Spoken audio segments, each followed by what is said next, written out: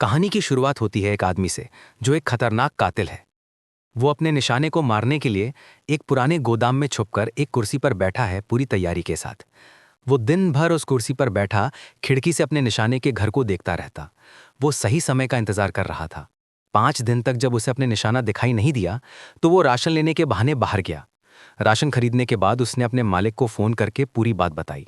मालिक ने कहा कि काम जल्दी खत्म करो और अपना पैसा ले लो। ये सुनकर उसने वादा किया कि मैं काम जल्द से जल्द ही करूंगा। घर वापस जाने से पहले वो टारगेट के घर के सामने बैठ गया। वहां मौजूद लोगों और पहरेदारों को ध्यान से देखने लगा। उनका रोज का रूटीन देखने के बाद वो वापस अपनी छुपने की जगह पर गया और फिर से टारगेट के घर पर नजर रखने लगा। उसने अपनी बंदूक सेट की और टारगेट के आने का इंतजार करने लगा। रात को उसने आराम से अपने दांत साफ किए और सो गया। हर 10 मिनट में घड़ी बजती है और वो उठकर निशाने के घर की जांच करता है। थोड़ी देर बाद उसने कुछ आवाज सुनी और देखा कि उसका टारगेट एक नाचने वाली औरत को अपने साथ ले आया था। उसने तुरंत अपनी बंदूक उठाई और अपने टारगेट पर नजर रखने लगा। टारगेट को अब तक कुछ भी पता नहीं था। वो औरत उसके सामने नाचने लगी। कातिल ने सोचा कि जैसे ही उसका टारगेट सोफे पर बैठेगा वो गोली चला देगा। पर जैसे ही उसने गोली चलाई, नाचने वाली वो औरत अचानक से टारगेट के सामने आ गई और गोली उसे लग गई। वो वहीं मारी गई। उसने फिर से गोली चलाने की कोशिश की, लेकिन पहरेदारों ने खिड़की बंद कर दी थी और उसका निशाना चूक गया था। अपना यह मिशन फेल होता देख उसने तुरंत बंदूक को बोरी में रखा, पूरी जगह की साफ सफाई की और भाग गया। फिर अपने एक इलेक्ट्रिक स्कूटर पर बैठकर वो वहां से निकल गया। पुलिस को गुमराह करने के लिए उसने रास्ते में कुछ सामान फेंक दिया और फिर दूर निकल गया। कुछ दूर जाकर उसने वो इलेक्ट्रिक स्कूटर भी छोड़ दिया और अब पैदल चलने लगा। चलते चलते उसने अपना हेलमेट भी नदी में फेंक दिया और जल्दी से एक राशन की दुकान के बाथरूम में गया। वहां उसने अपना चेहरा साफ किया, दाढ़ी खाटी, कपड़े बदले और फिर पूरे बाथरूम को साफ कर दिया ताकि कोई निशान न रहे। फिर उसने गाड़ी बुलाई और सीधा एयरपोर्ट चला गया। एयरपोर्ट पर पहुंचकर उसने बंदूक को कचरे के डब्बे में डाल दिया और हवाई जहाज के टिकट लेने के लिए लाइन में लग गया। जब वो लाइन में खड़ा था तो उसने देखा कि एक पुलिस का कुत्ता उसे घूर रहा है। वो घबरा गया और दोबारा बाथरूम में जाकर अपने आप को साफ किया। वो दोबारा से लाइन में लगा और एक नकली पहचान फेलिक्स अंगर के नाम से वीजा लिया। हवाई जहाज में बैठते वक्त उसे मालिक का फोन आया। उसके मालिक ने उसे बहुत डांटा कि सारा काम खराब करके आया तू, क्या किया ये सब। वो कातिल से काफी नाराज था। कातिल ने फोन काटकर मोबाइल तोड़ दिया और जहाज में चढ़ गया। जहाज में उसने एक अजीब आदमी को देखा, तो फिर जहाज से उतरते ही उसने एक और टिकट ली, लेकिन इस बार नए नाम से। फिर उसने देखा कि वो आदमी भी वहीं वेट कर रहा है, तो उसने आगे का सफर अगले दिन के लिए टाल दिया। उसने एक होटल में कमरा लिया और दरवाजे पर जाल लगा दिया और खुद चाकू लेकर एकदम चौकन्ना बैठ गया कि जैसे ही कोई अंदर आएगा मार डालूंगा। लेकिन रात भर कुछ भी नहीं हुआ, कोई नहीं आया। अगले दिन वो प्लेन में चढ़कर अपने देश डोमिनिकन रिपब्लिक वापस गया। अपने घर पहुंचने पर उसने गेट के पास एक आदमी के जूते के निशान और जली हुई सिगरेट देखी। उसका शक पक्का हो गया कि यहाँ कोई तो जरूर है। उसने तुरंत बंदूक उठाई और घर की तरफ दौड़ा। घर के अंदर उसने खून के दाग देखे और समझ गया कि कोई तो घर में घुसा हुआ है। उसने अपनी गर्लफ्रेंड को फोन किया। जब उसने फोन उठाया तो वो अस्पताल में दौड़ता हुआ गया। वहां उसकी गर्लफ्रेंड उसे बेहोश कोमा में मिली और उसका भाई उसके साथ था। भाई ने बताया कि 2 कातिल, एक आदमी और एक औरत उनके घर में घुस आए थे। उनका असली टारगेट तो तुम थे, लेकिन जब वो तुम नहीं मिले तो तुम्हारी गर्लफ्रेंड के ऊपर हमला कर दिया। उसने बड़ी मुश्किल से उन कातिलों से लड़कर अपनी जान बचाई थी, लेकिन फिर भी काफी चोट लगी। बचकर जब वो वहां से भागी और छुप गई तो उसने देखा कि वो दोनों कातिल एक हरे रंग की छत वाली टैक्सी में निकल गए। इस पूरी घटना को समझने के बाद कातिल ने फैसला किया कि वो रात भर अपनी गर्लफ्रेंड की देखरेख करेगा। थोड़ी देर बाद लड़की बेहोशी से जाग गई और उसे सब कुछ बताया। उसने बताया कि वो दोनों कातिल मुझे पकड़कर टॉर्चर कर रहे थे, तुम्हारे बारे में जानकारी निकलवाना चाहते थे। मैंने भी दर्द सह लिया लेकिन कुछ बताया नहीं। अपने प्यार को इस हालत में देखकर उसका दिल भर आया और उसने फैसला किया कि बदला तो लेकर रहेगा। उसी रात उसने घर लौटकर अपने छुपाए हुए हथियारों का डब्बा निकाला। अगले दिन वो शहर में गाड़ी चलाकर उस टैक्सी को ढूंढने लगा जो दोनों कातिलों को उसके घर से लेकर गई थी। उसकी गर्लफ्रेंड के भाई ने बताया था कि टैक्सी की छत हरी थी, तो वो पूरे शहर में ऐसी टैक्सी को ढूंढने लगा। पूरे दिन की तलाश के बाद भी जब वो टैक्सी नहीं मिली तो उसने एक और नया तरीका निकाला। उसी रात वो टैक्सी कंपनी के ऑफिस में गया और मैनेजर को बंदी बना लिया। फिर वो उनके कंप्यूटर में लॉगिन करके उस टैक्सी ड्राइवर का पता लगाने लगा जो दोनों कातिलों को उसके घर से ले गया था। टैक्सी ड्राइवर की जानकारी मिलते ही वो उसकी फाइल लेकर चला गया। अगले दिन वो स्टेशन के बाहर उस टैक्सी ड्राइवर का इंतजार कर रहा था। जैसे ही ड्राइवर नौकरी के लिए आया, वो उसका पीछा करने लगा और एक पैसेंजर बनकर उसकी गाड़ी में चढ़ गया। बेचारे ड्राइवर को कुछ नहीं पता था कि उसके साथ क्या होने वाला है। वो एक बेहद खतरनाक इंसान को पीछे बैठाकर शहर घुमा रहा था। जब ड्राइवर ने पीछे मुड़कर कुछ पूछना चाहा, तो उसने कातिल के हाथ में बंदूक देखी और डर गया। उसे लगा कि ये कोई छोटा मोटा चोर है, इसीलिए उसने अपना वॉलेट निकालकर उसे दे दिया। लेकिन कातिल को उसके चंद रुपए नहीं चाहिए थे। उसने बंदूक टिकाकर पूछा कि उन दोनों पैसेंजर्स को उस घर से कहां पर छोड़ा। ड्राइवर को अपनी जान बचानी थी, तो उसने बढ़िया दिमाग लगाया और अच्छे से याद करके सब कुछ बता दिया। उसने बताया कि मैंने उन दोनों को एक प्राइवेट एयरपोर्ट से पिक करके एक घर तक छोड़ा था। उसके बाद बाहर ही रुककर मैंने उनका इंतजार किया। जब वो वापस आए तो दोनों ही घायल दिख रहे थे, लेकिन मैंने कुछ नहीं पूछा। मैंने उन्हें फिर से उसी प्राइवेट एयरपोर्ट पर छोड़ दिया जहां से उन्हें लेकर आया था, और उसे पूरे पैसे मिल गए। थोड़ा याद करते हुए ड्राइवर ने यह भी बताया कि जब दोनों घर से बाहर आए थे तो आदमी की टांग बहुत बुरी तरह से घायल थी, लेकिन मैंने कुछ नहीं पूछा कि बड़े लोग लग रहे हैं, एयरपोर्ट से आना जाना है। सर मुझे मत मारना, मैंने उन्हें बस एयरपोर्ट तक छोड़ा था, मेरी कोई गलती थोड़ी है। इसके बाद कातिल ने कहा कि मुझे एक सुनसान जगह पर ले चलो। ड्राइवर ने कहा कि आपको जो भी पूछना है बताने को तैयार हूं, मुझे मारना मत। लेकिन अचानक कातिल ने उसे मार दिया और वहां से निकल गया। इसके बाद कातिल ने अपनी एक और नई पहचान बनाई, जिसकी मदद से वो हवाई जहाज की टिकट लेकर न्यू ऑर्लिन्स चला गया, ताकि वो उन दोनों कातिलों को ढूंढ सके जिन्होंने उसकी गर्लफ्रेंड को चोट पहुंचाई है। न्यू ऑर्लिन्स पहुंचकर उसने एक बस किराए पर ली और खुजिया स्टोरेज यूनिट तक जाकर कुछ बंदूक और नया आइडेंटिफिकेशन कार्ड निकाल लिया। फिर उसने बस की नंबर प्लेट बदल दी और एक सफाई कंपनी के पास जाकर सफाई कर्मचारी बनके काम करने लगा। उस कंपनी में रजिस्टर करने के बाद उसे कुछ सामान दिया गया।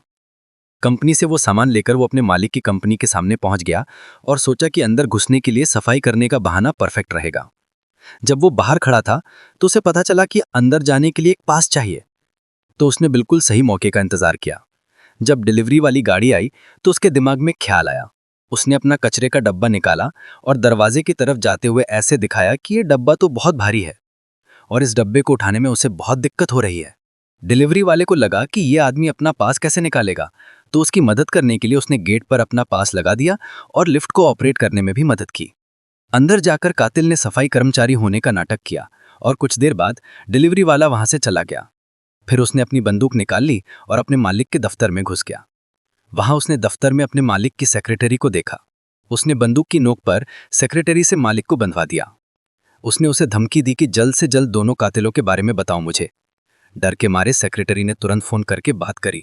हमला किया है जिन्होंने, मारना तो वो तुम्हें ही चाहते थे, पर तुम घर पर थे नहीं, तो वो बेचारी हत्ते चढ़ गईं।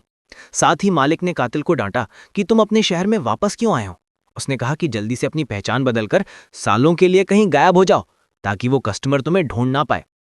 कातिल ने उसकी सलाह पर कोई ध्यान नहीं दिया और पास ही में पड़ी हुई एक नेल गन उठा ली। पहले उसने नेल गन का इस्तेमाल लैपटॉप पर किया और आंखों ही आंखों में धमकी दी कि अगर कुछ नहीं बताया तो अगली बारी आपकी है सर। लेकिन मालिक अभी भी पता नहीं किस ताव में था। उसे कातिल की धमकी बकवास लगी। ध्यान ना देते हुए कहा कि जल्दी से यहां से निकल जाओ, समझे? मैंने बता दिया तुम्हें जितना बता सकता था मैं। ये सुनकर कातिल को गुस्सा आया और अचानक मालिक की छाती पर कीले मार दी। फिर उसने फोन निकालकर कहा कि जल्दी से मुझे उन दोनों के बारे में बताओ, कौन आया था मेरे घर पर, तभी मैं एम्बुलेंस को फोन करूंगा, वरना ऐसे ही मर जाएगा, समझा? लेकिन बात वहां तक पहुंची ही नहीं। वो बूढ़ा आदमी बेचारा फटाफट मर गया। कोई जानकारी देने का टाइम ही नहीं मिला उसे।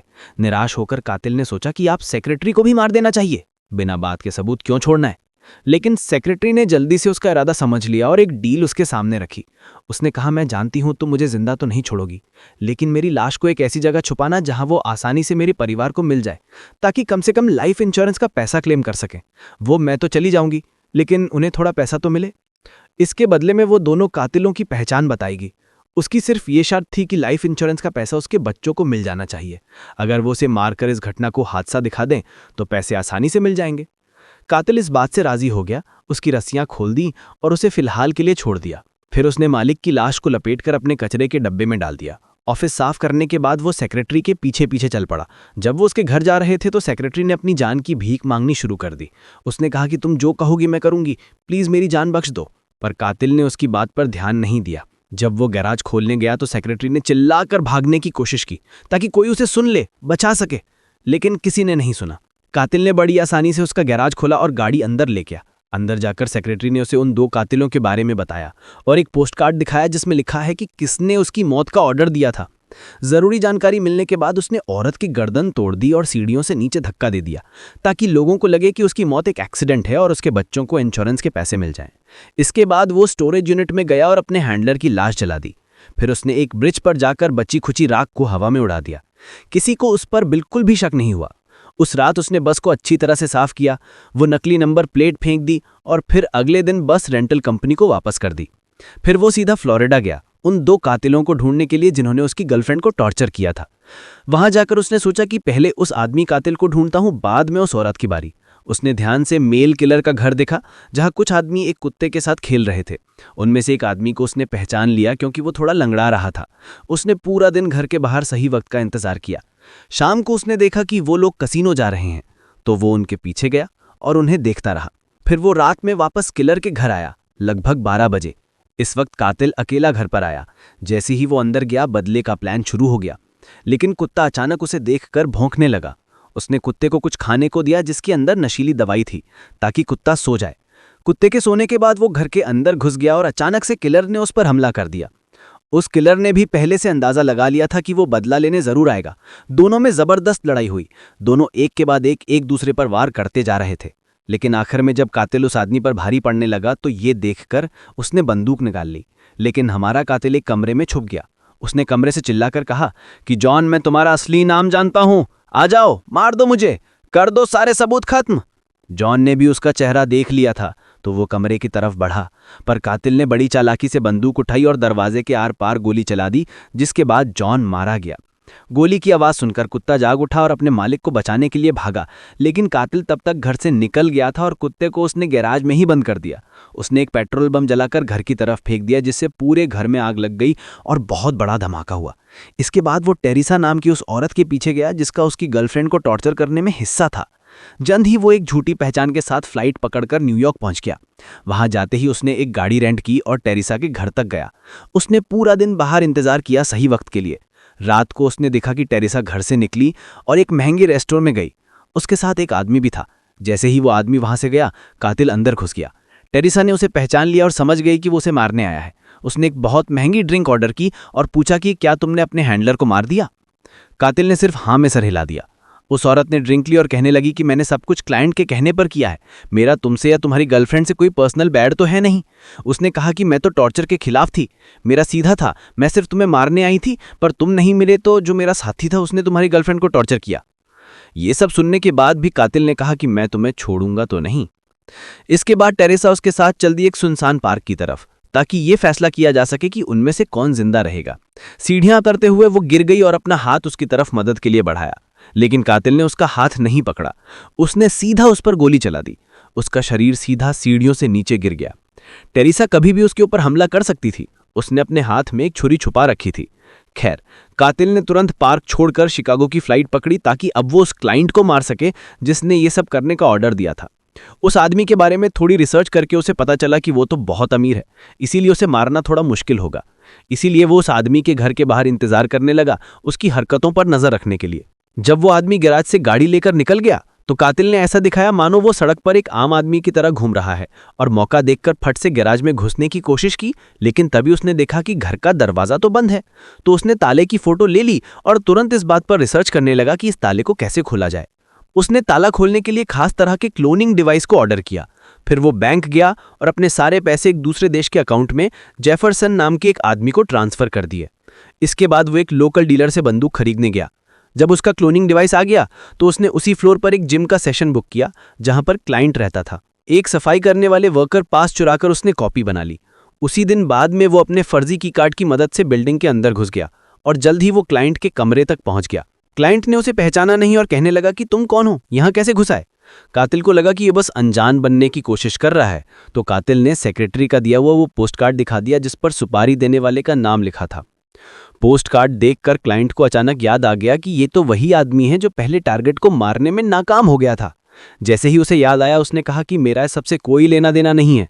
उसने कहा कि जब तुम्हारा मिशन फेल हो गया था तो मैंने मान लिया कि चलो भाई इंसान से गलती हो जाती है, लेकिन तुम्हारा जो हैंडलर है उसने कहा कि नहीं सर, ये कातिल की गलती है, सजा मिलनी चाहिए इसे, फेल हुआ है ये। तुम्हारे हैंडलर ने मुझसे $1500 और मांगे ताकि तुम्हें मार दिया जाए और सारे सबूत मिट जाएं। मतलब इस सब के पीछे हैंडलर का ही हाथ था, क्योंकि असल में तो उसे गुस्सा आ रहा था कि उसका आदमी फेल कैसे हुआ। अगर वो जिंदा रहेगा तो हो सकता है पुलिस उसे ढूंढ ले और फिर हैंडलर भी पकड़ा जाए। इसीलिए हैंडलर ने उसे खत्म करने की ये पूरी चाल बनाई। क्लाइंट फिर से कहने लगा कि उन 2 कातिलों को भेजने में मेरा कोई हाथ नहीं था। कुछ देर तक उसकी बातें सुनकर कातिल को उसकी बात पर यकीन हो गया, लेकिन जाने से पहले उसने क्लाइंट को चेतावनी दी कि उसकी पहचान किसी को ना बताए। क्लाइंट ने डरते डरते हाँ में जवाब दिया। फिर कातिल वापस डोमिनिकन रिपब्लिक गया और वहां